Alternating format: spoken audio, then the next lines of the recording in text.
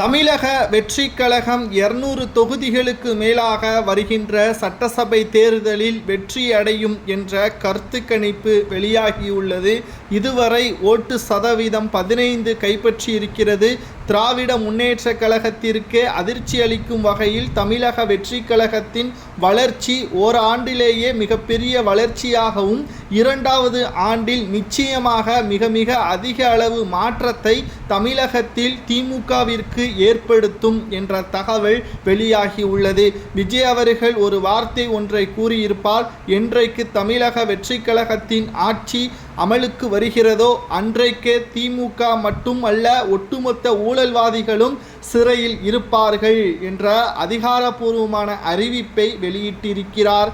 மேலும் விஜய் அவர்களுக்கு பணம் மீது ஆசை இருந்தால் அவர் தொடர்ச்சியாக சினிமாவிலேயே இருந்திருப்பார்.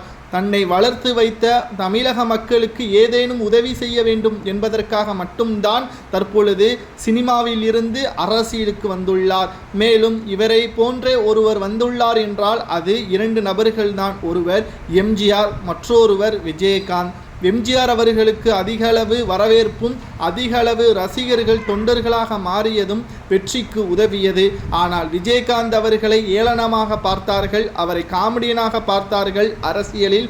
ஆனால் அவரது மறைவிற்கு பிறகு எம்ஜிஆரை விட ஒருபடி அதிகமாகத்தான் நினைத்தார்கள்.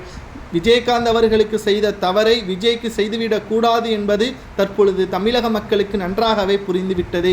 ஏனென்றால் பல முறை ஆட்சியை அமைத்த திமுக என்ன நல்லது செய்தது?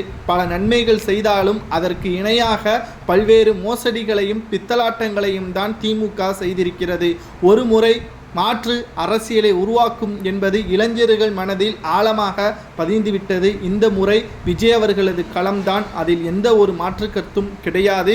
நிச்சயமாக விஜய் அவர்களது கூட்டணி எங்களது கட்சியில் இருக்க வேண்டும் என்று காத்து கொண்டிருக்கிறது அதிமுகவின் கூட்டணி என்றே கூறலாம். ஆனால் விஜய் அவர்களது டிமாண்ட் 2.5 ஆண்டுகள் முதல்வராகவும் 2.5 ஆண்டுகள் துணை முதல்வராகவும் கிட்டத்தட்ட 70% மேலாக எங்களுக்கு தொகுதிகள் வழங்க வேண்டும் என்றும் கூறியுள்ளார்.